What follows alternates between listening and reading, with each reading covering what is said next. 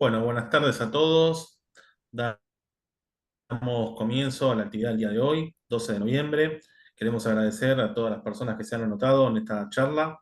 Estamos hoy con un invitado de lujo que siempre nos acompaña con todo lo último, todo lo novedoso, todo lo que necesitamos día a día todos los colegas para poder ejercer. Así que bueno, muy contento, Ariel, con tenerte acá como siempre en el colegio. Agradecerte, por supuesto, por compartir tu conocimiento y todos los temas de actualidad.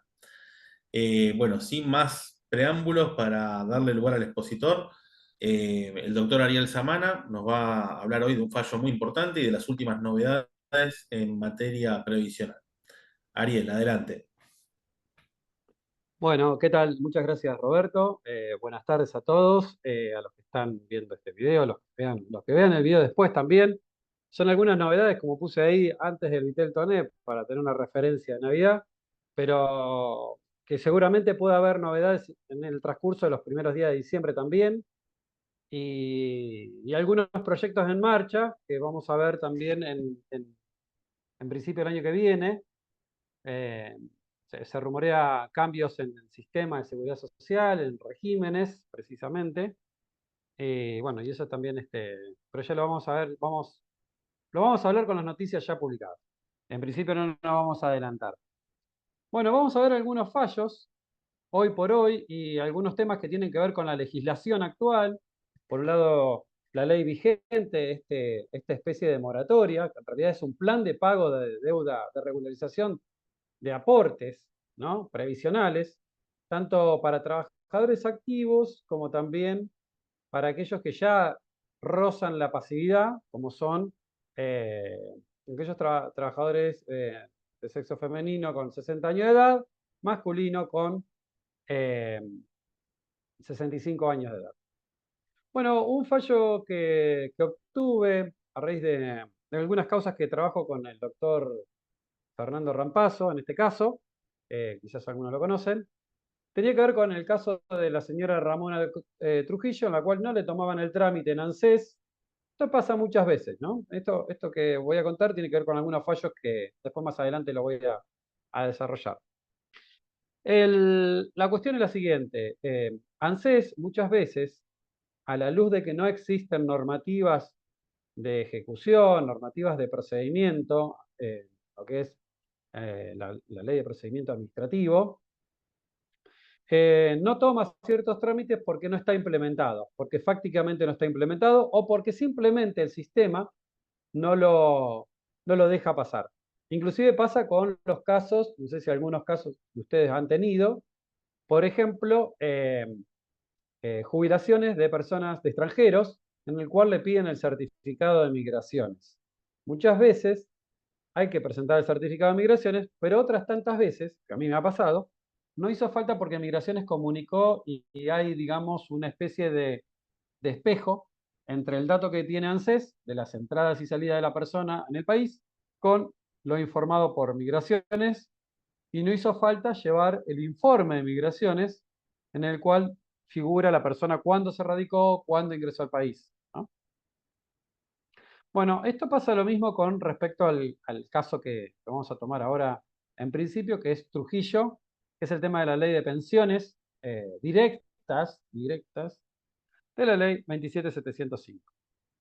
Después tenemos el caso Cortés, bastante reciente, del 4 de noviembre, salió publicado en todos lados el 6 de noviembre, pasado, la semana pasada, que tiene que ver, es una causa que la lleva adelante el doctor Adrián, este, Adrián Trócoli, en Mar del Plata, perdón, en Mendoza, en un juzgado de Mendoza, juzgado 4, que se dedica a los temas previsionales, y fue apelado a la Cámara en su momento. Como era incipiente, la 27609, recordemos que es una ley, esta ley que se determina con este fallo la inconstitucionalidad, es una ley sancionada a finales, más o menos el 28 de diciembre de 2020, y con lo cual da por tierra esa movilidad que empezó a correr desde esa fecha en adelante, ¿tá? Así que atenti, en toda la vida esto ya es un punto que tienen que hacer ustedes, en toda la vida laboral o previsional de un jubilado que ronda entre ese periodo y finales de 2023, es factible que puedan presentar o que incorporen el fallo Cortés de Mendoza. Si no lo tienen, se los envío, no hay problema. Fallo de 14, 15 páginas. Como una movilidad adicional. Ahora lo vamos a ver de qué se trata en este caso. Y cómo este caso, no el caso en sí, sino el criterio, ¿no? Porque el criterio del caso habla primero de una potestad, en este caso del judicante, sería, en este caso del juez, más que de la parte, más que del pedido del abogado de la parte. Recordemos que en la demanda, esta inconstitucionalidad no está pedida. Y si no está pedida en expreso, específicamente por este punto, sí está en el recurso, eh, bien podría decirse, salvarse la vestidura la Cámara y decir, no, mira, como no lo pediste en primera instancia, esto no fue tratado, mal podemos plantear ahora. Bueno, sin embargo, la Cámara la Cámara de Mendoza, que tiene algunos fallos bastante disruptivos, se toma sus atribuciones y da por tierra con una ley así del vamos. Después tenemos Ortiz Pérez, que es un fallo que obtuve allá en el 2021, que tiene que ver con la incorporación de la ley 27.549, su aplicación en realidad, su aplicación al sistema de seguridad social por parte de ANSES, el pago por parte de ANSES para aquellos fallecidos, para en realidad familiares, derechohabientes, de fallecidos por COVID-19, que sean trabajadores esenciales. Pegado a eso, inicié después otra causa que tuve de fallo favorable en primera y en segunda instancia, que se llama Wexelman Silvia, que tiene un recurso extraordinario federal por parte de ANSES a partir de ahora. En este caso, se amplía algo que yo lo venía planteando hace mucho, que tiene que ver con los muertos clase A, muertos clase B, en función de cuándo falleció un, este, un trabajador esencial, eh, un trabajador esencial en el año 2020, 2021, hasta 2022, cuando duró el tiempo que duró el ASPO, finales de 2022, y el DISPO. Y después tenemos el caso Sansotera, con doble T es Sansotera.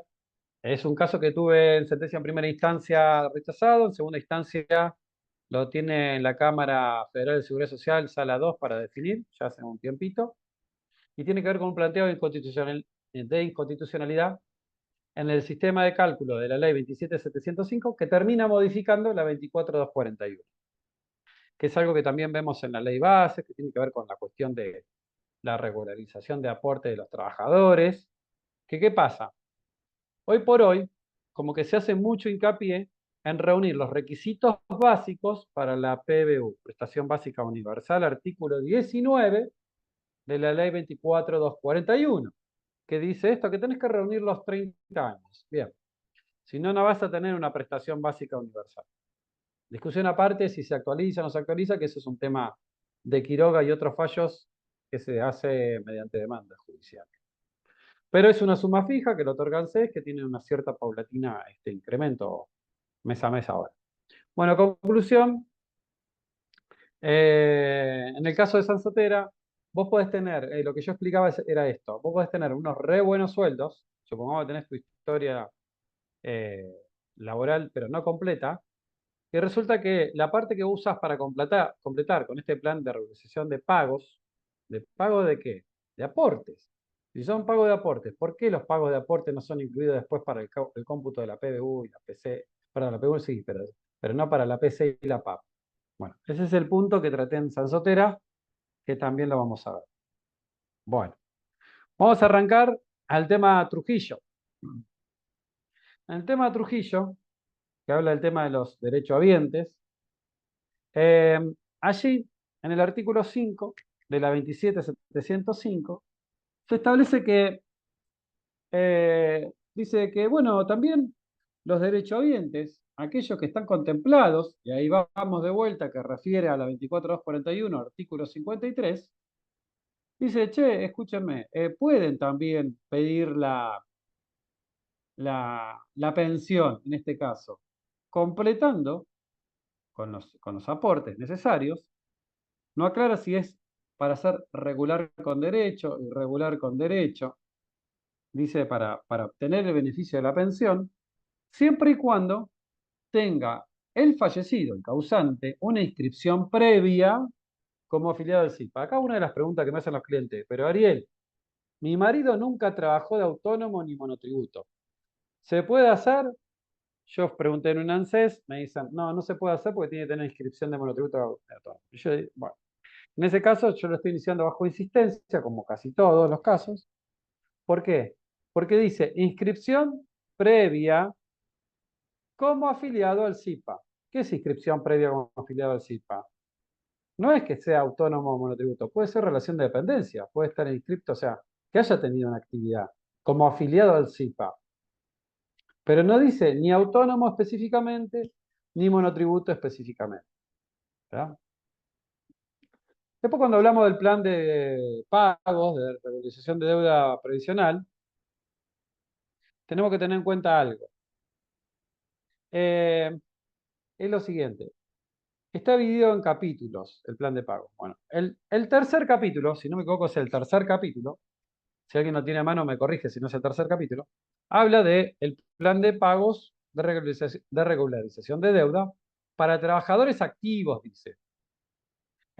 Mujer con, si no me equivoco, 50 años de edad, ¿no es cierto? Y varón con 55 años. O sea que le faltan 10 años para la edad jubilatoria, que de por sí está mal sacado porque siempre lo aclaro lo mismo. En esto, en todos lados y se lo digo a los clientes. ¿Cuál es la edad jubilatoria de una persona para jubilarse? No es que es 65 y 60. Siempre fue 65 años la edad para jubilarse. Lo que dice es que la mujer podrá acogerse al beneficio jubilatorio a partir de los 60 años. Pero no es que dice el beneficio jubilatorio es 60 años para la mujer, 65 para el hombre. Es 65. Bueno, igualmente acá hace como una descripción muy por arriba de este tema, la 27705, y dice que para los trabajadores activos, mujer con 50 años, que le falten 10 para llegar a esa opción de 60, porque es una opción, y el varón de 55 años para llegar a los 60, siempre que esté trabajador activo, puede comprar esos periodos que le falten, de acá para adelante, para regularizar la deuda. Cuando hablo de la vigencia del plan, es que se olvidaron un rengloncito en ese apurete de hacer las normas. No dice que el plan vencerá a los 2 años de la sanción de la ley. Este plan específico para el trabajador activo. El que vence, si no lo hubiera establecido en las condiciones generales, pero lo estableció solamente en la condición para quien se va a jubilar, que dice que tiene 2 años para iniciar el plan de pagos, pero solo para el que se va a jubilar ahora, antes de marzo del 25. Y que a su vez dice que se puede, digamos, renovar por un plazo igual. Así. Bueno, pero en el capítulo de trabajador activo no dice que va a vencer de acá a 2 años. Esa parte no lo dice. Por lo tanto, si no lo dice, está abierto. No se puede interpretar elípticamente en perjuicio del trabajador en este caso. Bien, esto es Trujillo Ramona. Trujillo Ramona, bueno, ahora estamos para el pedido de ANSES de que tome el trámite. Hay un oficio, así que bueno, vamos a ver qué pasa. Bueno, el fallo Cortés de la ciudad de Mendoza, es de la Cámara Federal de Mendoza, no es un fallo de juzgado, sino de Cámara, en cuanto a la declaración de inconstitucionalidad de la 27609. Y acá yo puse como introductorio lo cortés no quita lo valiente, se jugó la Cámara, una forma de decir que en realidad acá lo que sucede muchas veces es que los juzgados, en este caso la Cámara, se extienden en más o hacen una interpretación inclusive más amplia en cuanto En cuanto a los derechos vulnerados, ¿está? En este caso, en cuanto a los derechos vulnerados. ¿Por qué? Y porque la Cámara lo que dice es, mira, si bien el caso de este señor Cortés está iniciado a la luz del recién primer recorrido de esta norma que se llama Ley 27609, porque el juicio está iniciado creo que en 2022, entonces, o 21, o 2021 creo que fue, no, 2021 parece, como que no se podía probar el daño, ¿no? Y que el daño se termina probando en el recorrido de esa norma, y en ese recorrido de esa norma, lo que estableció, y esto ya le digo, no lo dijo la parte, lo dice la Cámara, dice que haciendo una revisión de todos los puntos, tiene en cuenta algo, y es que eh, se produce un daño, un detrimento en cuanto a lo que es el sistema de la movilidad previsional, con relación al ingreso de Cortés, cuando en dos columnas compara el aumento, en este caso por el RIPTE combinado, con el INDEC, con el informe de INDEC, de la inflación galopante que empezó a recorrer los primeros años del gobierno de Alberto Fernández y sobre el final a modo de un sprint final con muchísimo más velocidad. Y por lo tanto la distancia entre el poder adquisitivo que se iba perdiendo por el ajuste de la ley 27609 era notorio, mayor. Y hay un tema, que esto vuelvo a una palabrita que recién mencioné, que están haciendo mucho hincapié muchos jueces. Hay personas que dicen, bueno, yo voy contra el tope, pido la inconstitucionalidad, pido precedentes, aplicaciones de índices IFBIC, el IF para remuneraciones, reajuste, pido Badaro, si fuera el caso, pido, etcétera, ¿no? Uno cita los precedentes. Pero ¿qué pasa muchas veces que sucede con los jueces? Es que te dicen, vos no podés decir normativamente estoy atacando tal cosa que es inconstitucional porque me afecta los derechos de mi cliente, si no demostrás el daño. Entonces muchas veces se rechazan los pedidos de inconstitucionalidad o inaplicabilidad de normas porque concretamente no está, no está demostrado el daño.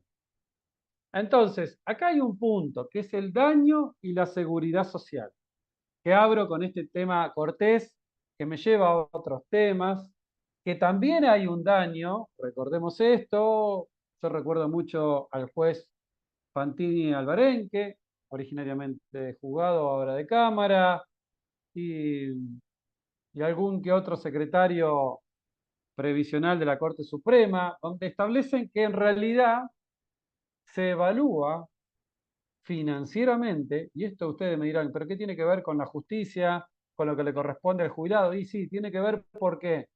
Porque también los jueces evalúan el impacto económico y financiero en una sentencia, la cual puede llevar a X cantidad de causas.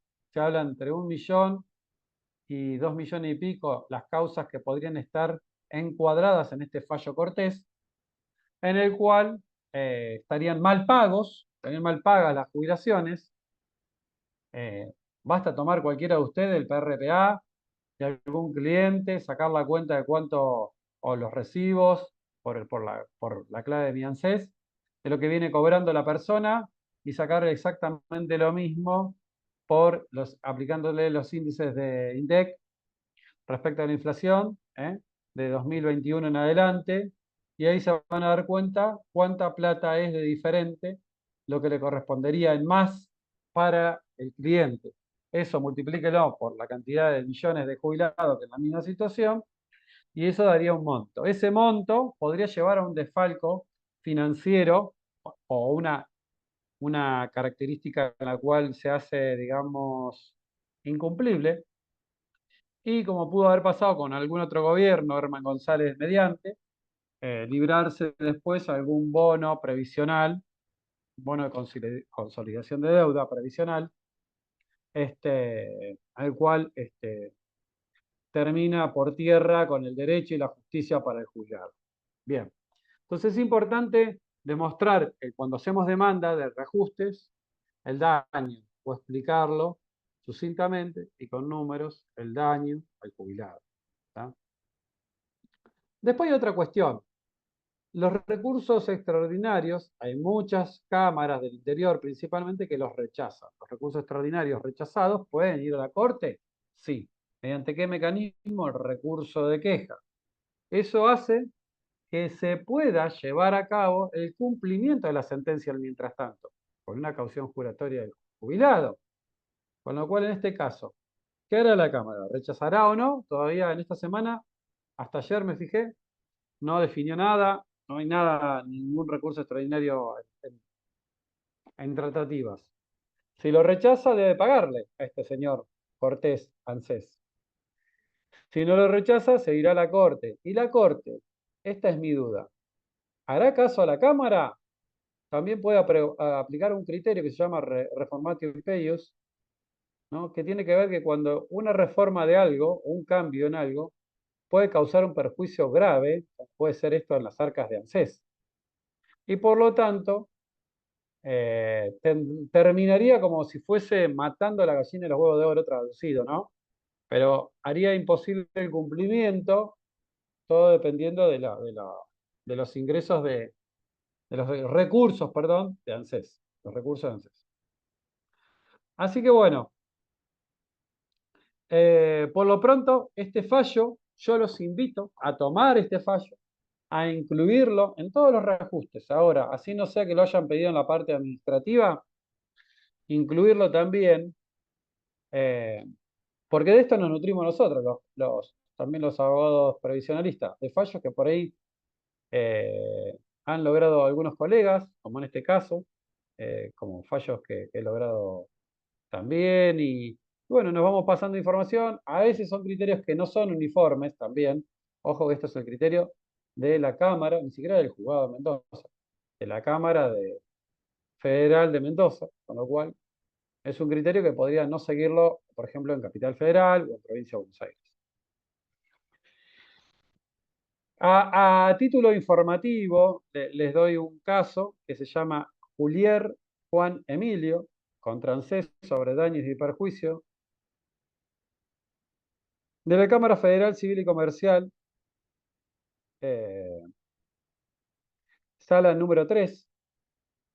Este fallo es muy interesante porque tiene que ver con el daño moral. ¿Por qué digo con esto?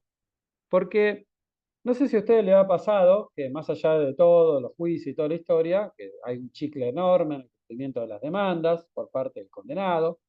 Ahora el condenado sacó una resolución a mitad de año, creo que era 703, me parece, del 24, donde dice, no, vamos a hacer una aplicación en la cual nosotros vamos a modificar los haberes, vamos a regularizar la sentencia, vamos a empezar a pagar haberes, a partir de ahora de noviembre se están incorporando haberes reajustados, pero no así el retroactivo. Esto es como si fuera el condenado, cualquier persona o persona jurídica condenada por la justicia a algo y uno dice, bueno, yo ahora dicté una norma en la cual tengo un mecanismo de cómo pagar. No, si el juzgado dijo que, por ejemplo, en la Seguridad Social dice que vos tenés que pagar el reajuste de haber, reajustar el haber concreto y pagar las retroactividades, sea aplicando la prescripción o no, tenés que cumplirlo en la totalidad, no como se te ocurra o por mediante una resolución interna que lo que significa en realidad es un rompimiento del criterio y de la balanza de peso de cada uno de los poderes. Porque en definitiva, si el Poder Ejecutivo se la pasa sacando resoluciones, dictámenes, decretos, donde dice cómo va a aplicar tal cosa, cómo va a hacer tal otra cosa, la cual ya hubo fallos judiciales, ya hubo una orden judicial, ¿qué peso tiene esa decisión judicial frente a un ejecutivo que la cumple como quiere o simplemente no la cumple? Entonces es importante que los jueces, poco a poco, eh, tengan menos pruritos y se la jueguen más en cuanto, no por ir en contra del Estado, ni por ir contra un poder, ni nada por el estilo, sino en cuanto a si es lo que le corresponde o no, en este caso, a la persona del jubilado que tiene el tiempo contado o no tiene ya el tiempo. A lo mejor la salud ya no le acompaña. Del otro lado, el demandado, muchas veces el condenado, sabe que cuenta con eso, con esa ventaja, aunque pierda el juicio, y por eso apela con mecanismos como si fuese utilizando una pasta linda de escritos, llevándolo inclusive hasta la corte, en casos donde ya hay sentado precedente, y la corte también con una pasta linda resuelve rechazarlo porque se refiere a tal caso, hace la referencia a ese caso y punto, se termina la historia. Pero para todo eso, lo que pasó fue tiempo. Tiempo que en definitiva, si está viva la persona, lo tiene que pagar, en este caso el condenado. Si hay herederos, también lo tiene que pagar, a pesar de que se resistan.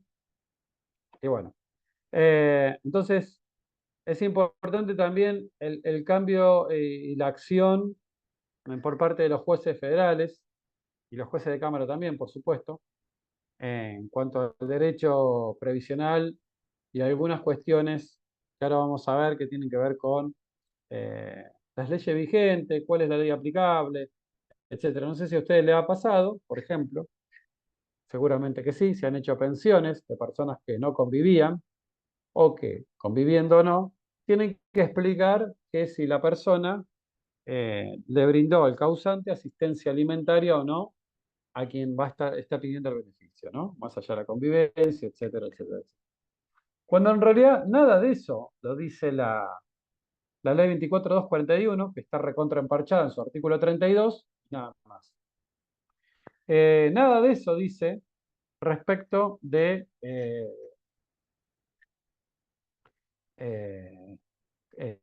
¿cómo es?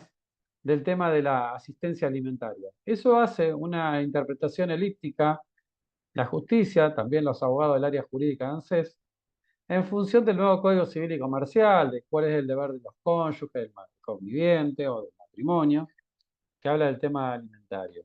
Pero en realidad nada lo dice. Y sin embargo, bueno, hay fallos. Ahí hay una interpretación, me parece, bastante capciosa, porque si vamos al caso de que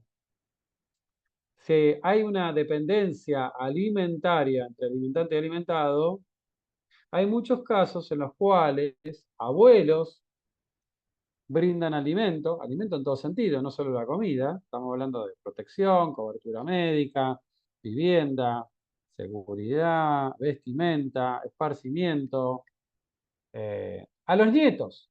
Y sin embargo, se van a ir de vuelta al artículo 53, van a decir, no, pero no está dentro de los derechos habientes contemplados. Sí, pero es un derecho habiente en el cual, porque es derecho habiente del Código Civil, el nieto. ¿O acaso el nieto no puede heredar del abuelo?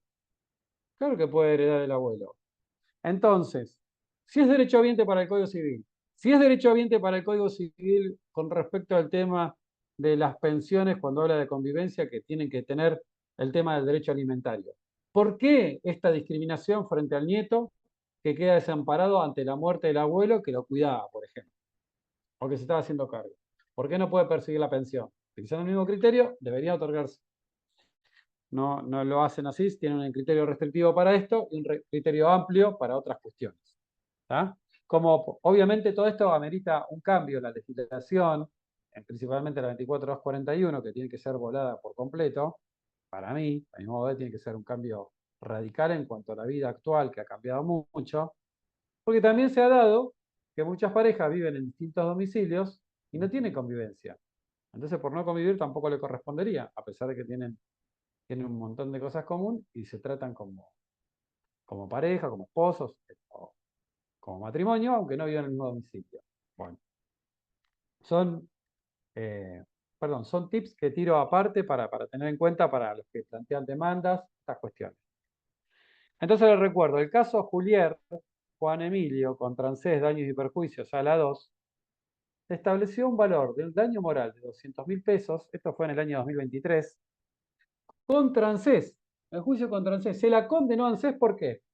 Porque ANSES tardó mucho en liquidarle la sentencia judicial. Se la durmió como 2 o 3 años, más años. El juez de primera instancia dijo que no había daño, que esto no era ningún daño, que acá ANSES tiene los mecanismos para el pago, que está el mecanismo de la ejecución de la sentencia provisional, y piripipi. Pero todos sabemos de lo laxo del tiempo. Y lo que explicó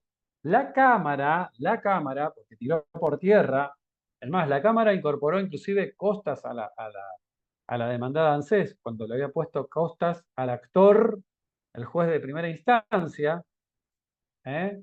Juez de primera instancia, eh, lo comercial, en civil y comercial federal, ¿no? Eh, bueno, la Cámara, en su sala 2 dijo, no, acá está claramente el daño moral. Es una persona mayor, estuvo esperando un montón de tiempo, ganó el juicio, no le pagan el juicio, tuvo que hacer ejecución, tardó un montón para cobrarlo. ¿Cómo que no está concretado el daño? Hay un daño moral. ¿Quién lo tiene que pagar? ANSES. Punto. Se terminó. Así que, atenti con esto, los abogados que hacemos seguridad social, que hacemos más que nada representación a personas mayores, que a mí se me abrió una puerta porque tengo muchas consultas también de los clientes que me hablan de su indignación de que el dinero que logramos muchas veces cobrar, la verdad que lo agarró muy mal en el tiempo, porque si lo hubiera cobrado mucho tiempo antes, lo podría haber disfrutado, y con la salud a cuesta.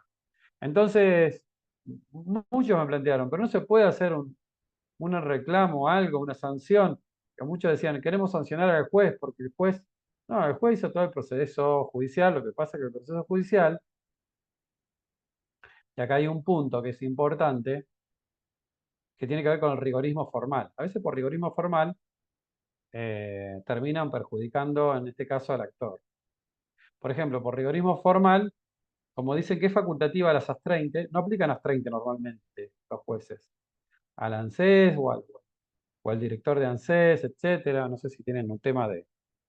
Pero dicen que es verdad, las AS 30 son diarias, son facultativas. Pero yo he tenido algunos casos con 15.000 pesos diarios, que ahí me está costando cobrarlas, pero bueno, eh, por incumplimiento de ANSES reiterado en cuanto a la petición del pago de una sentencia. Porque más allá del procedimiento de la ejecución de sentencia, la verdad que el condenado se niega a pagar. No es que tiene un tema de que el plan de pago, o que no tiene dinero, o algo por el estilo. O presentar algo de eso, supongamos presentar que no tuviera dinero, bueno, sería hasta casi un justificativo. Pero no sucede así. Bueno, Ortiz Pérez, Wexelman, COVID-19, muertos clase A y B, Wexelman Silvia, lo buscan así, en la Cámara Federal. Está. En el primer fallo, Ortiz Pérez, María Edel, que lo logré allá por 2021, tenía que ver con que la ley estaba sancionada y no sucedía nada. No otorgaban turno, no daban inicio porque decían que el sistema no estaba adaptado.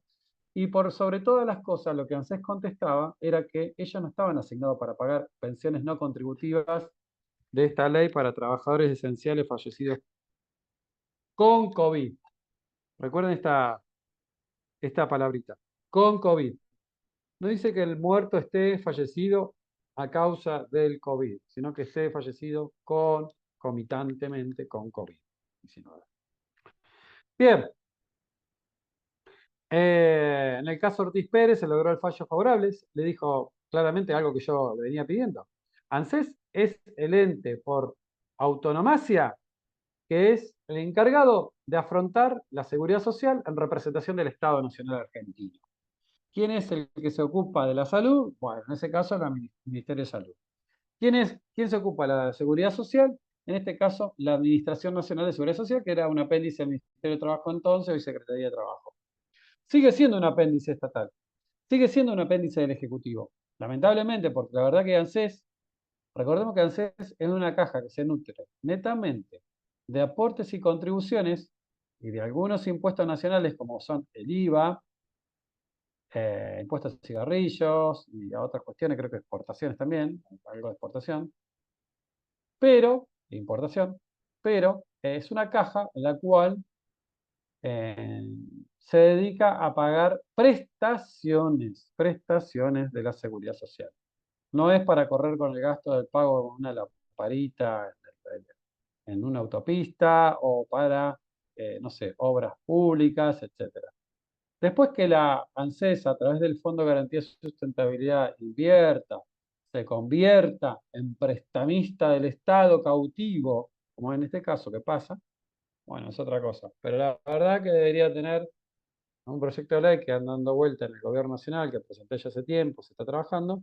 El sistema de seguridad social que he planteado es un sistema que tiene cierta autarquía, con control obviamente actuarial, pero en el manejo de los fondos y todo por separado de los movimientos estatales, ¿no? Del Tesoro Nacional.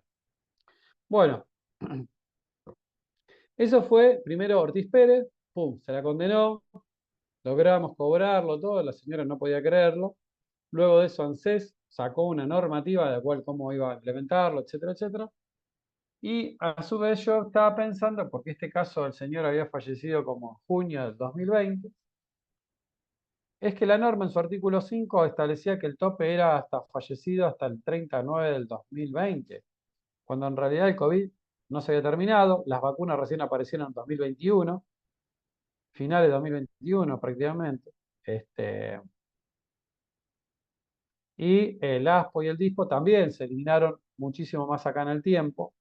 Por lo tanto, la calidad de trabajador esencial siguió existiendo y la obligatoriedad de la concurrencia de ciertos trabajadores a los puestos de trabajo físico siguió ocurriendo durante todo el 2020, o sea, después de septiembre de 2020, 21 y 22. ¿No? Entonces, se me ocurrió presentar el caso de Wexelman, que era un fallecido en noviembre del 22, 20, del 20. Por lo tanto, estaba fuera de esa normativa supuestamente. Yo lo que pedí fue que se declarara inconstitucional esa parte, ese artículo, por la cuestión siguiente, que es por qué razón no le van a dar un beneficio a la viuda si el señor se hubiera fallecido el 29 o 30 de septiembre de 2020, sí se lo hubieran dado, que es solamente por la fecha de muerte, por la fecha de muerte que cambia. Cambia si le dan el beneficio o no, cuando en realidad las condiciones de la esencialidad de ser trabajador esencial no han cambiado. Bueno, básicamente es eso lo que planteé. Tuve sentencia favorable, en la Cámara tuve sentencia favorable, lo ganamos y bueno, y ahora tiene un recurso dando vuelta extraordinario por parte de ANSES, esperando resolver. ANSES dice que no corresponde porque la ley decía que era hasta el 30 del 9 del, del 2020. Y también otra de las razones que dice ANSES, que en algunos juzgados me han rechazado la demanda, es que no se ha presentado el afiliado, en este caso la viuda, a iniciar el beneficio y no fue denegado todavía, etcétera, etcétera. Pero en realidad uno puede plantearlo judicialmente cuando, por ejemplo, hasta yo presenté pantallas de que el sistema no está adaptado para pedir turno para este tipo de pensiones cuando son fallecidos 2020, después del 30 de septiembre de 2020. De hecho, te aparece una leyenda que dice no reúne los requisitos directamente. Como ahora todo el sistema, con lo cual vos pones el documento y el sistema te dice que no y ya tenés que quedar callado, en realidad son dos o tres o no sé cuántos muchachitos de la parte de software, de sistemas, que son los que arman esto, y bueno, te dicen sí, no, cuando las normas te dicen otra cosa. Bien, y tenemos, por último, el caso este de Sansotera, que tiene que ver un poco con la 27705 que hablaba al principio, y que tiene que ver con este tema que yo le planteaba, y que también se plantea para aquellos trabajadores que puedan regularizar la deuda con esta ley eh, con esta ley bases, donde establece la posibilidad de aquellas pymes, por ejemplo, que tienen trabajadores con deuda de aporte y contribuciones, a, a tener una especie de waiver, una especie de boleto libre, en el cual no se les va a cobrar lo que deben, en lo cual pueden pagar un plan hasta 60 meses de aportes por parte del trabajador, se puede acoger el trabajador, un plan de pago, lo que no aportó su empleador, y dice también que ese periodo va a ser a los fines de usar la PBU, no así PC PAU, más que nada PAU. Con lo cual, hay una trampa enorme. ¿Cuál es la trampa enorme que se está dando? Que nadie se da cuenta, en general, los jubilados, porque la mayoría tienen aportes bajos, entonces lo que vos completes con 27.705 no te cambia mucho. Ganar hoy 322.000 pesos, como es a noviembre de 2024, con el bono incluido, la verdad que no le cambia mucho a mucha gente que venía ganando un sueldo similar o menos, o tal vez un poquito más. ¿Está? Pero si vos ganás un sueldo de 1,5 millones de pesos o de 2,5 millones de pesos 2 millones de pesos, vamos a poner. Bueno, un sueldo de 2 millones de pesos. Y tenés 15 años de aporte reales. Y el resto, los otros 15, los pones comprando este plan de pago. Posiblemente te cobres la mínima o un poco más de la mínima en este cálculo, porque en el cálculo de la PBU, que no va a cambiar, es igual para todo, pero en el cálculo de la PC o la PAP, en este caso, se van a tomar solamente como historia laboral 15 años. 15 años por 1,5 por el promedio de las últimas 120 remuneraciones. No es lo mismo que, por ejemplo, eh, para la PC, suponete 14 años, y para la PAP 16 años y 1,5, etcétera, etcétera. O sea, 30 años por 1,5 por el promedio de las 120 remuneraciones. No es lo mismo esa cuenta que 15 años o 12 años, como fue el caso de este de Santa Sotera, 13 años, con buenos sueldos, por 1,5 por el promedio de 120 remuneraciones. Eso le dio un sueldo casi equivalente a la mínima. De ganar muchísimo más, ni siquiera la mitad llegó de lo que ganaba. Por lo tanto, inicié la demanda. Y el juez de primera instancia hizo, por eso digo que a veces los jueces hacen una pirueta jurídica para un lado o pueden hacer una pirueta jurídica para otro lado. Y también ven, yo creo que en este fallo vio, el juez, creo yo, por ahí me estoy adelantando y preopinando equivocadamente, puedo estar equivocado. Los efectos que implicaría económicos si llegamos a tener en cuenta esto, que todo lo que nosotros le hacemos comprar a la persona que se va a jubilar con 97.705 como plan de pago de regularización de aportes, se lo tome también para la PC y la PAP, completando así los 30 años. Y de esa forma sacar las cuentas. Ahí cambiaría mucho en muchos sueldos. Estamos hablando de gente, ustedes tomen los casos y si quieren hagan las cuentas con clientes que han tenido remuneraciones promedio de 600.000 pesos para arriba. 600, 700.000 pesos para arriba. No hagan las cuentas con gente que cobra 400, 500.000 pesos. Eso ni se gasten porque no le va a dar mucha diferencia. Pero en los de 600, 700 para arriba sí le va a dar mucha diferencia. Y lo que va a suceder es que van a notar el perjuicio. Bueno, el juez, la pirueta jurídica que hizo el juez en el caso Sansotera, Viviana, con B larga las dos veces, Sansotera Viviana, lo encuentran también en PJN, amparo, contra sobre amparo, es lo siguiente. Dijo, sí, está bien el planteo, pero ¿saben qué? La ley 27.705 es una nueva ley de jubilaciones, cosa que para mí es un error, en la cual tiene un sistema particular de cómputo y cálculo del haber previsional, tanto para la PBU como para la PC y para la PAP. Y eso es una falacia, es una mentira, porque la ley 27.705 no dice que es una ley de jubilaciones, es un plan de pagos de regularización de deuda previsional, tanto para la persona que se va a jubilar, como también para la persona, para trabajadores activos. Pero es un plan de pago de qué? De aportes, de aportes. No es un plan de pago de jubilación. Si fuera un plan de jubilación, diría plan de jubilación, por ejemplo. Pero esto es un plan de pago de regularización de deuda. No es un plan de jubilación. Bueno, estoy cruzando los dedos, espero que salga. Eh, en estos días no, creo que no ha salido, lo voy a chequear por las dudas, pero no creo. Este, pero bueno, tengo otros encarados similares en otros juzgados.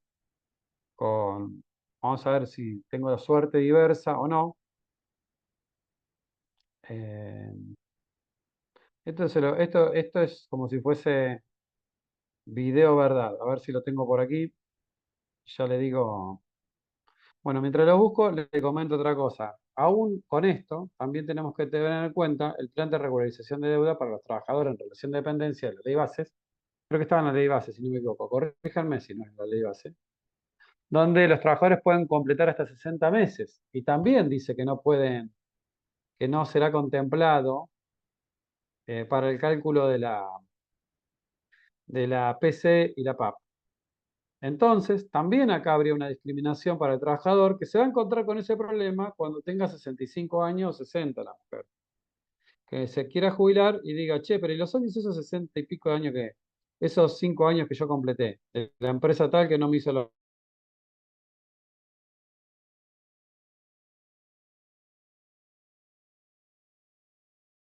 no, te sirvieron, te van a decir esto, te sirven para regularizarlo, nada más. Para regularizar los 30 años, nada más que eso.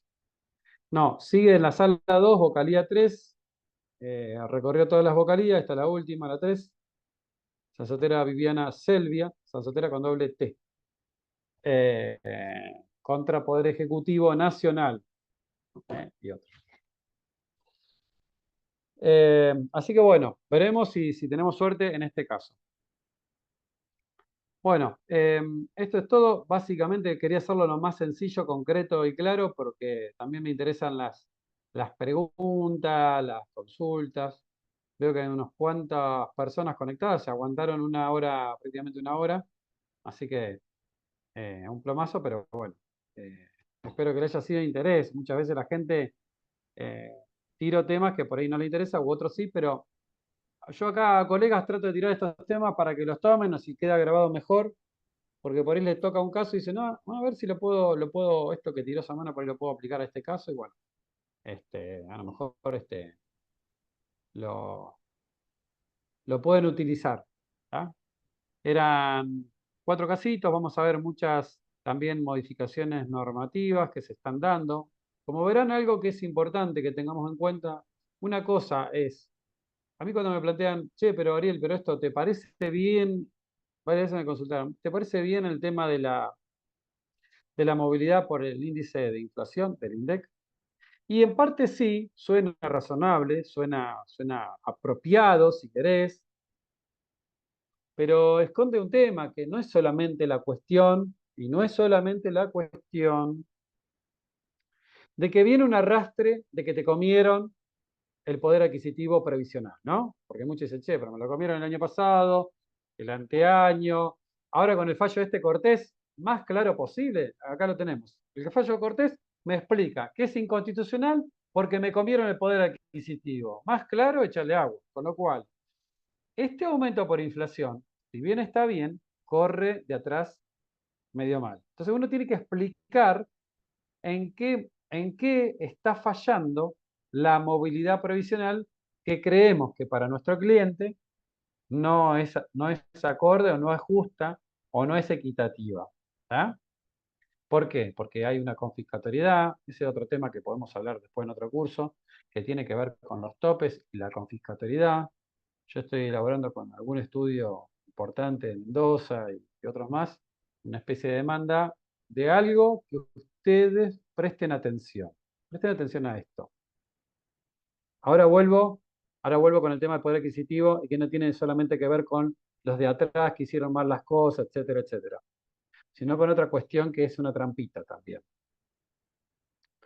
Los topes, vean artículo 9 de la 24.241, que se entiende por remuneración.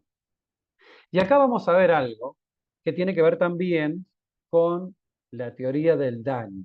Esto es muy de Código Civil, muy de Derecho Civil, pero perdón, es de Derecho Civil, pero se aplica a lo previsional. Y empecemos a jugar aplicando algunas cosas como la teoría del daño en el derecho previsional. ¿Y dónde está la teoría del daño en el derecho previsional? Se lo voy a explicar así, que es lo que por lo menos estoy desarrollándola en algunas demandas. Y es lo siguiente. Ustedes vieron que la inflación está bajando, ¿no? ¿Están de acuerdo? ¿Y creen que va a bajar el año que viene o va a estar en cero?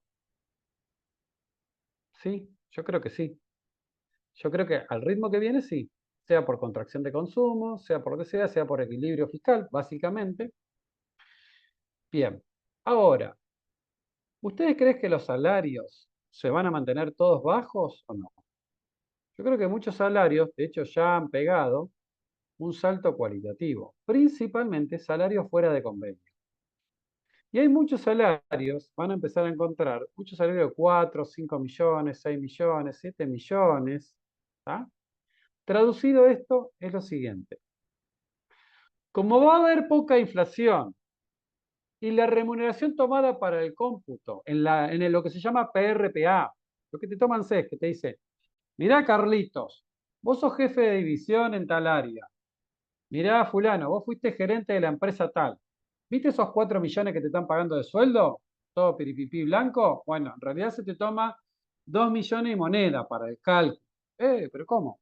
Sí, 2 millones porque está topeado. Bueno, yo digo lo siguiente, no hay una confiscatoriedad y en este caso no hay un daño al trabajador concreto, y claro. ¿El daño cuál es? Está pautado, mi modo de ver, ese daño surge de la Constitución Nacional, que establece las retribuciones justas, el acceso a la seguridad social, del 14 bis, ¿ven el 14 bis? 14 bis y los que siguen, la igualdad, la equidad, y por sobre todas las cosas, atenta a la calidad de vida de la persona. ¿Por qué atenta a la calidad de vida de la persona? Porque la persona vive en función de lo que gana. Y en función de lo que gana, consume y tiene un ritmo de vida y social en función de eso. Y una persona que tuvo un ritmo de vida de 4 o 5 millones de ingresos mensuales, le cambiaste la vida y le provocaste un daño.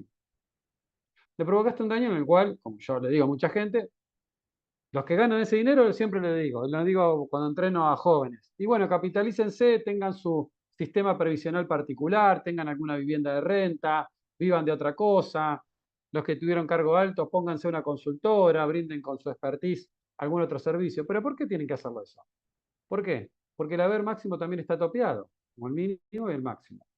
¿Y por qué? Si el trabajador también pide, así como ahora le hacen pagar aportes por este sistemita de la ley bases al trabajador, pero que no va a ser usado para la PC y para la PAP, con lo cual es un tiro en los pies para el trabajador, que no lo sabe, pero se está disparando a los pies.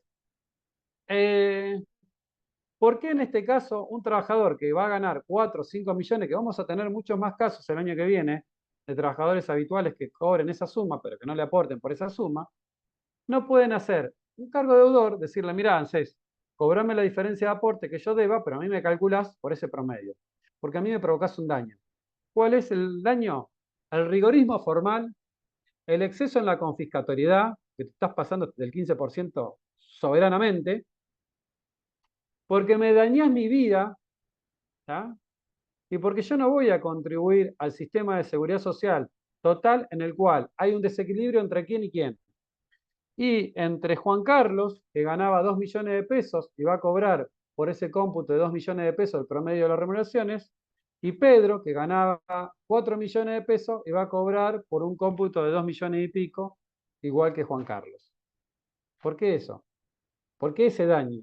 Porque ese es un daño a la persona, si vamos al caso. Entonces, nada, se lo tiro esto como para que vayan pensándolo. Yo creo que algún juez, siempre hay algún juez que lo toma. A mí cuando me plantean, che, ¿por qué hay tantos juicios en Argentina y hay muchos abogados que viven de la previsión? Y porque se hace mucho pastiche, mucho... la caja de previsión es una caja, primero de todo. Y es una caja, lamentablemente, para otras cosas. Si no, sería un sistema de seguridad social separado del resto, donde administra fondos de gente que deposita dinero ahí para después tener un ingreso en función de lo que uno contribuye. Punto. No hay mucha vuelta. Bueno, esto último se los dejo abierto así como para que lo tengan para, si lo quieren trabajar y qué sé yo, me gustaría que presenten alguna demanda, algo por el estilo así, estaría bueno. Siempre, así como pasó esto en Mendoza, que este es un hecho muy caliente que está ahora, porque en realidad los que se lo jugaron ahí fueron los jueces de Mendoza. Los jueces de Mendoza dijeron, mirá, ahora que vemos y analizamos, sí, la verdad que si ponemos dos cuentas, con inflación era esto, y sin inflación era esto otro. Ah, bueno, y ahora voy a otro ejemplo, que ya se me está olvidando el tema, que es que el índice es índice de inflación. ¿Pero qué es el índice de inflación? El índice de inflación, en realidad, lo que se le aplica es el índice de precio del consumidor, que es una especie de censo que se hace en Capital y Gran Buenos Aires, que no tiene nada que ver con el poder adquisitivo del que cobra en Tierra del Fuego, ni que cobra en Corrientes, ni nada, ni tampoco tiene que ver con la inflación personal de un previsional, si querés de un previsional promedio. Todos los previsionales son distintos, tienen distintos gastos, pero hay un previsional promedio el cual tiene que consumir, por ejemplo, de manera crónica, ciertos medicamentos y muchísimos temas que tienen que ver con la salud y medicamentos y prestaciones de salud, no están contemplados en la medición de INDEC, por ejemplo. Y así tenemos un montón más. Entonces, ojo con el tema de aplicación, no, porque esto va por la inflación. Y entonces como muchos me dicen, ¿de qué se quejan los viejos jubilados si están cobrando lo que le aumenta la inflación a todo el mundo por igual? No, no es así. Eso tiene una falacia, que es que si vos tenés X universo de medición, es sobre X universo, no es la inflación, es el universo de medición de muchos productos que no están entrando y que tienen que ver con el consumo previsional. Por eso, en los hechos concretos, no es que el jubilado o el pensionado es un quejoso que nada está conforme, que si estaba con la ley de Macri no estaba conforme, que si estaba con la ley de Alberto no está conforme, que si estaba con la ley de Milei tampoco está conforme. No, sino que en los hechos concretos, en lo concreto, en lo diario, uno que es abogado a pie, lo ve y lo nota. Lo nota porque se lo muestra con números la persona. Así que bueno, es así. Bueno, no quiero abrumarlo, una horita y pico, porque tengo algunos de unos temas más, pero no Bien, sé si Ariel, te hay alguien que agradecemos. quiere. La verdad que Sí. muy interesante toda la charla. Mirá, acá hay algunas preguntas, si te parece te voy leyendo y si podés ir respondiendo, ¿te parece Dale, bien? sí.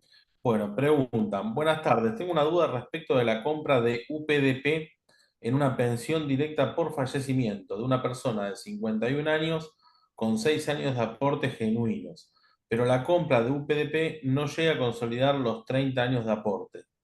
¿Se puede aplicar en ese caso el fallo Pintos? Claro, podría ser Pintos y también, es lo que decía yo al principio, la 27705 no dice si es que tiene que reunir los requisitos de 30 años, de la regularidad de aporte, porque también podría decir, mirá, ¿sabes qué? Como no tiene implementado las chicas de ANSES, yo te recomendaría hacer una nota y decir, mirá, yo quiero que me completes con la UPDP 30 meses dentro de los últimos 36 de fallecido de este señor de 51 años. ¿Por qué?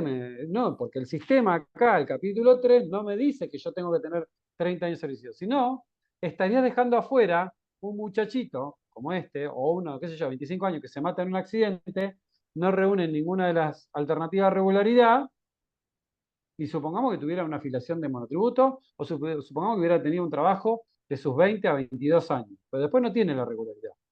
Y bueno, esa persona que quedaría fuera, entonces, no dice así. La norma no dice quiénes entran y quiénes no. Dicen que también podrán los derechos habientes del artículo 53, siempre que el fallecido sea un afiliado al CIPA, dice. Dice, tenga inscripción previa, lo noté porque por ayuda de memoria. Inscripción previa como afiliado al CIPA. Inscripción previa como afiliado al CIPA. Es así. Es como muy abierto. ¿Qué es inscripción previa como afiliado al CIPA? Y, por ejemplo, no sé, este pibe, no sé, Matías, que se mató, trabajaba en una panadería que lo inscribieron un año. Y después dejó y siguió trabajando en negro y se mató en un accidente, supongamos. ¿Por qué la viuda no podría hacerlo? Si él tuvo inscripción previa como afiliado al CIPA. Ahí entraría. Y Perfecto, Ariel. sí, si hay una reglamentación que pide algo específico, uno podría plantear la inconstitucionalidad porque dice, mira, la norma esa, la 27705, no dice que es solo para autónomos. Bien. Acá preguntan si podés repetir el número de expediente de Cortés. ¿Puede ser?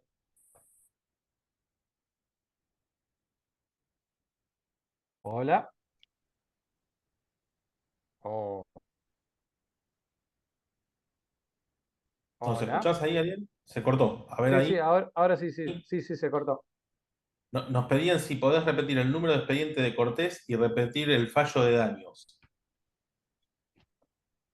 Sí, ya te lo busco, Cortés.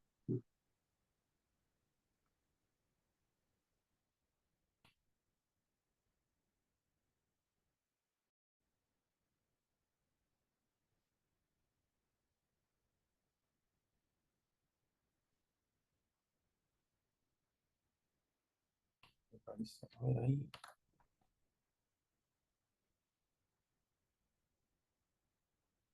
Hola. Sí, ahí te escuchamos, Ariel. Se había desconectado. Ah, no, no, no, sí, sí, eso te iba a decir. Un segundito. Sí, no hay problema. Se llama Sala A de la Cámara Federal de Mendoza, Cortés Leonardo Evaristo, sobre reajustes varios. Eh, Me falla, lo tengo. Un segundito, me lo envié acá. Decime cualquier cosa. Hola, ya, ¿no? Sí, sí, te escuchamos, sí, sí. Ah, pensé que se había cortado.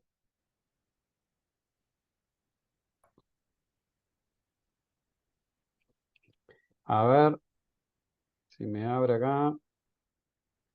La causa es, mirá, del 2021, yo dije 22, 21. 13.511 de 2021. Eso, gente, lo Perfecto, rastrean los que se meten por sistema, Justicia Federal de Mendoza, ¿no? bárbaro. También nos preguntan si podés repetir los autos de San Soterra. ¿Puede ser? Sansotera, sí, Silvia Viviana. Eh,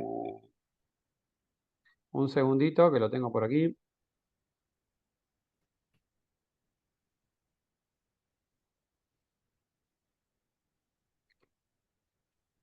Eh,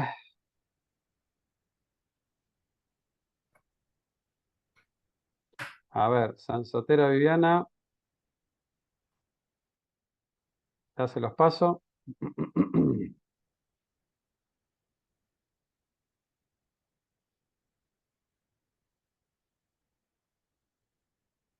Acá está, Sansotera con doble T, Viviana Selvia, perdón, Viviana Selvia contra Poder Ejecutivo Nacional sobre amparo, 52.163 de 2023.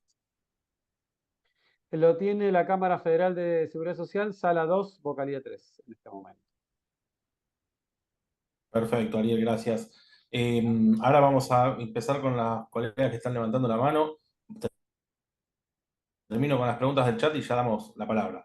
Después nos Sí. preguntan acá, bueno, si tenemos esto referido al instituto, si tenemos pensado alguna actividad sobre IPS. Lo vamos a hacer, no creo que lleguemos ya en lo que queda de este año, pero sí para el año próximo. Ya lo tenemos hablado con la doctora Karina. ¿Y qué más? Acá pregunta un colega, ¿se puede tener dos pensiones derivadas de sus padres, nación y provincia contributivas? La tenía a cargo a la persona con discapacidad. Sí, hay un fallo, sí, sí, se puede hacer.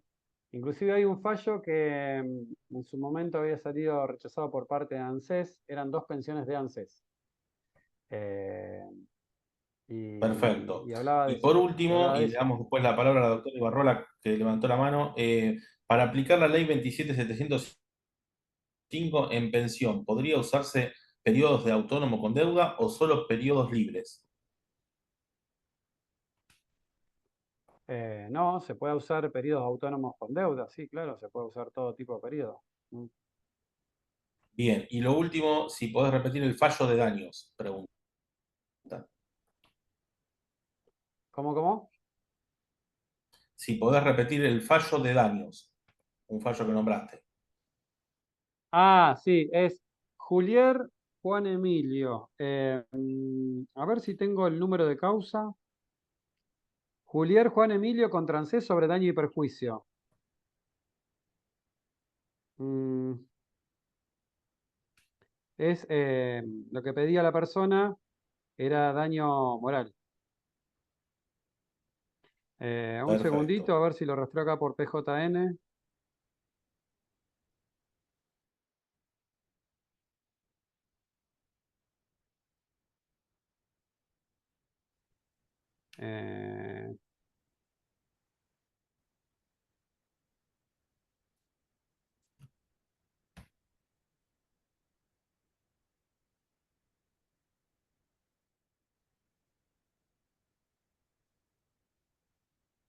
Eh, no, no lo tengo acá. Pasame alguna pregunta y yo lo voy rastreando. Sí, tenemos a la doctora Ibarrola que levantó la mano. Doctora, si quiere Ah, desmutearse. bueno. Hola, ¿qué tal? Bueno, en primer lugar, gracias Hola. por esta charla que la verdad que es de muchísima utilidad para todos nosotros. Y yo quería consultarla en relación a lo que usted comentó de el daño que causa los topes, ¿no? Tanto intrínsecos como extrínsecos. En ese caso, hay fallos que dicen que, bueno, que la gente, obviamente que tiene un descuento topeado al momento de estar en actividad. ¿No habría que primero declarar ese tope de haberes de los trabajadores en actividad para después poder reclamar el tope de jubilación? Sí, yo lo planteo eso, pero yo lo que voy es al fundamento de por qué declarar inconstitucional los topes, que tiene que ver con el daño que se le provoca a la persona por el exceso en la confiscatoriedad, en este caso, por exceso en la confiscatoriedad. Es como buscándole, por otro lado, el fundamento de por qué no debe ser topeado. Más allá de que, como dije, la persona tiene que hacerse cargo de los aportes, ¿no? Obviamente, proporcional, lo que fuere. Claro, claro. Eh, En ese caso tendría que abonar lo que no abonó en su momento, ¿no? sí, sí. Ahora voy a buscar unos artículos de la 24241 que cité, que tienen que ver con esto. A ver si tengo, se llama Julier con doble L, Juan Emilio con trancé, daño y perjuicio. De la Cámara Nacional de Apelaciones en lo Civil Comercial Federal. Tengo el número de auto acá. De junio del 2023 es la sentencia. Junio de 2023. A ver. Gestiona. ¿Cómo? Ok, ok. Bueno. em,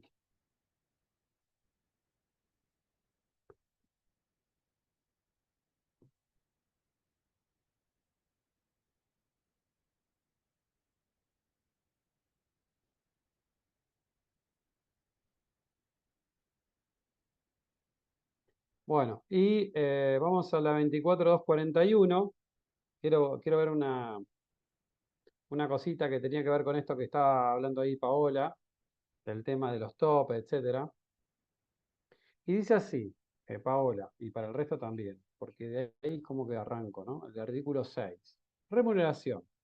Se considera remuneración, a los fines del SIGIP, todo ingreso que percibiera el afiliado en dineros o especies susceptible de apreciación pecuniaria, en retribución, compensación con motivo de su actividad personal, en concepto de sueldo, sueldo anual, complementario, salario, honorario, comisiones, habilitaciones, propinas, gratificaciones, excepto en la parte efectivamente gastada, ¿no? De viáticos y gastos para representación. Cualquiera fuera la denominación que se le asigne percibida por el servicio ordinario o extraordinario. Bueno, entonces yo tomaría desde acá, ¿no? De que en realidad estás tomando y estás aceptando por la 24241 cuál es la remuneración del trabajador. Es esta, no es la del tope que vos me llevás al otro artículo. Eh, que acá habla, dice el artículo 9, base imponible, ese es el punto importante, a los fines del cálculo de los aportes y contribuciones correspondientes al SIGIP, las remuneraciones no podrán ser inferiores al importe equivalente a 3 veces el AMPO medio, ¿no? Definido en el artículo 21, a su vez la mencionada base imponible tendrá un límite de 20, bueno, esto habla del tope mínimo, al tope máximo, ¿no? Si un trabajador percibe simultáneamente más de una remuneración o renta como trabajador, en relación de dependencia o autónomo, dada cada remuneración o renta será computada separadamente. ¿Está? Pero acá habla de a los fines del cálculo de aportes que toma el tope. Pero para el cálculo de las remuneraciones, cuando nosotros le pedimos el famoso PRPA al ANSES, claro, ya nos da el esquemita de las remuneraciones calculadas, pero topeadas. Y resulta que no condice con la información del certificado de servicio del empleador. Y ahí está el punto. ¿Por qué no condice? ¿Por qué la topeaste? Si el artículo 6 me habla de las remuneraciones, ¿qué son remuneraciones para el trabajador? Vos me estás topeando en función de los aportes, para el cálculo de aporte y contribuciones, dice. Para el cálculo de aporte y contribuciones, artículo 9. Entonces, por ese lado, es la idea que tengo. Es muy difícil porque eso implica, entiendo, una erogación muy fuerte por parte del Estado, podría ser, pero también implica un aporte fuerte que deberían hacer los trabajadores que no aportaron por esos promedios, por esas diferencias, ¿no? Obviamente. Aún así, aportando el trabajador le da una diferencia superior. Bueno. Pero bueno, por ese lado, Paola, es como que lo pienso encarar. Bueno, estoy armándolo. Ok, muchas gracias. No, porque Bueno, Ariel, creo que hasta ahí están todas las preguntas. No sé si alguien quiere preguntar algo más, puede desmutearse.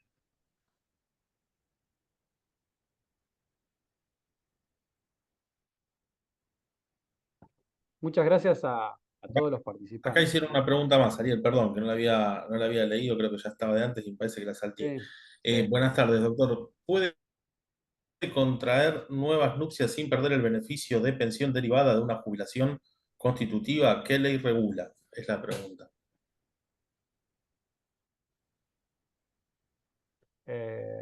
No, sí, no impide. No dice que el beneficio se pierda De hecho, hay personas que tienen una pensión, se vuelven a casar, enviudan, otra pensión. No, eso no implica. Pero no demos ideas al gobierno, porque podría implicar una baja del beneficio, siendo que vos tenés otra persona en la cual tiene deberes alimentarios. Lo Perfecto, digo. Ariel. Pero no Bueno, hay ahí incompatibilidad. creo que con esto, bárbaro, con esto concluimos, me parece que ya no hay más preguntas. Así que bueno, como siempre, Bueno, agradecerte, no, Ariel, por estar acá, compartir tu conocimiento con nosotros. Como dijo la colega, algo realmente muy útil para todos. Siempre nos nutrimos de todos, pero bueno, sobre todo de personas como vos que saben muchísimo más de estos temas, ¿sí? Así que muchas gracias, Ariel, y gracias a todos los presentes. bueno, muchas gracias a todos, ¿eh? Muchas gracias por su paciencia. Buenas tardes. Hasta luego. Adiós.